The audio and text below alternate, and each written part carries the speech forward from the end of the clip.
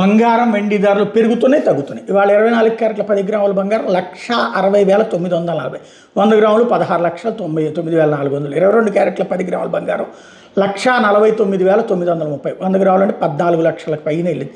హైదరాబాద్లో కిలో వెండి ధర 2,74,200. నిన్న రాత్రి ఒకనొక దశలో మళ్ళీ 3 లక్షల దాకా వెళ్ళి మళ్ళీ 2,74,000కి వచ్చింది.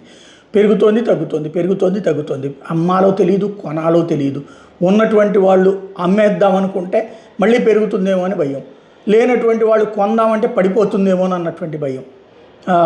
అందుకని మళ్ళీ మళ్ళీ చెప్పేటటువంటి నిపుణులు చెప్పేటటువంటి మాట ఒకటే, అవసరమైనంత మేర అప్పులు చేయకుండా కొనుక్కోండి. అవసరం లేకపోతే కొనద్దు, లేదా అప్పులు చేసి కొనద్దు. అప్పులు చేసి కొంటే అన్యాయం అయిపోతారు.